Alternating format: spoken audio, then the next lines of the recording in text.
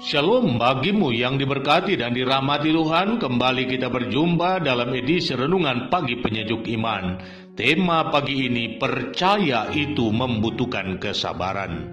Untuk pelayanan firman, mari kita berdoa. Kepadamu ya Tuhan, kami bersyukur untuk hidup yang Engkau anugerahkan, dan kami hendak mengisi hidup kami dengan firman-Mu. Roh Kudus-Mu bekerja memampukan kami mengerti firman-Mu. Di dalam nama Tuhan Yesus kami berdoa, amin. Firman Tuhan Yesaya 55 ayat 11 demikian.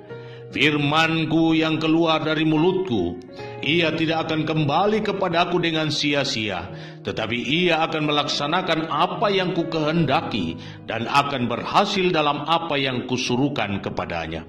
Saudara-saudaraku, ada sebuah kisah yang menurut penilaian saya sangat baik dalam meneguhkan setiap kita, manakala hari ini kita merasa kecewa karena apa yang sudah kita lakukan secara maksimal ternyata tidak membuahkan hasil sebagaimana yang kita harapkan.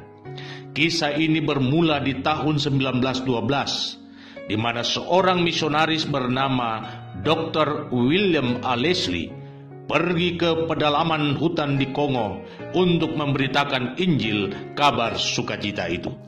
Selama 17 tahun ia tinggal di tengah hutan itu dengan suatu harapan yang besar bahwa orang-orang di sana akan menerima Yesus Kristus.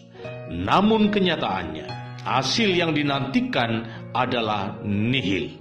Hati orang-orang di sana begitu keras dan mereka tertutup bagi Injil. Karena itu di tahun 1929 ia kembali ke Amerika dengan rasa kecewa yang luar biasa, dan ia pun menjadi pribadi yang sangat tertutup. 9 tahun kemudian ia meninggal dunia. Tetapi pada tahun 2010, sebuah tim pemberita kabar baik dari Tom Cox World Ministry di bawah pimpinan Eric Ramsey menuju ke titik di mana Dr. William A. Leslie mengabarkan Injil. Mereka terkejut saat melihat di pedalaman hutan yang sulit dijangkau itu berdiri sebuah bangunan gereja yang sangat besar, serta masih begitu banyak bangunan-bangunan gereja kecil yang tersebar di dusun-dusun pedalaman hutan di Kongo. Ketika suri siapa sesungguhnya yang telah datang memberitakan Injil di tempat itu sehingga ada gereja di sana, maka orang-orang di sana menyebut nama Dr. William H. Leslie. Dan dapat Anda bayangkan bahwa dibutuhkan waktu bertahun-tahun sampai penduduk setempat menerima Injil dan menjadi Kristen. Dan itu terjadi ketika sang misionaris telah meninggal dunia.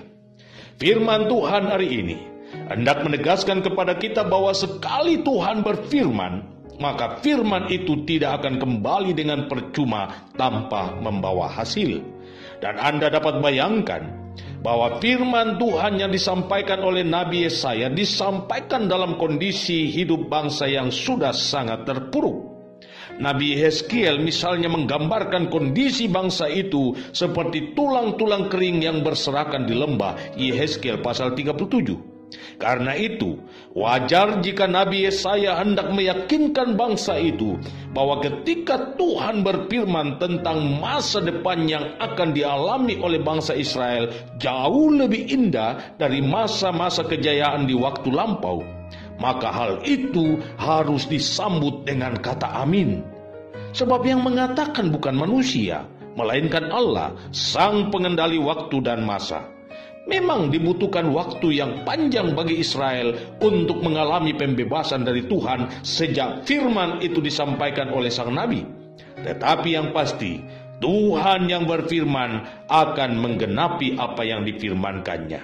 Saudara-saudaraku, mungkin hari-hari kemarin, bahkan sampai hari ini, Anda merasa kecewa karena Anda berharap agar apa yang Anda tabur dalam kehidupan anak-anak Anda, yakni kebenaran firman Tuhan, akan membentuk karakter anak-anak Anda sebagai pribadi yang takut akan Tuhan. Namun kenyataannya, hidup mereka masih saja tidak berubah, bahkan perilaku mereka semakin menjadi-jadi, keras kepala dan tidak mau bertobat. Saya hanya mau mengatakan kepada Anda bahwa jangan pernah kecewa, jangan pernah berkecil hati, jangan pernah padamkan semangat penyembahan dan doamu, sebab apa yang sudah Anda tabur pada waktunya akan menghasilkan buah. Percaya pada firman itu menantang kesabaran Anda. Karena itu, saya hendak tegaskan hal ini kepada Anda. Setiap perkataan dan tindakan yang Anda lakukan dengan berlandaskan firman Tuhan adalah benih yang jatuh di tempat yang benar.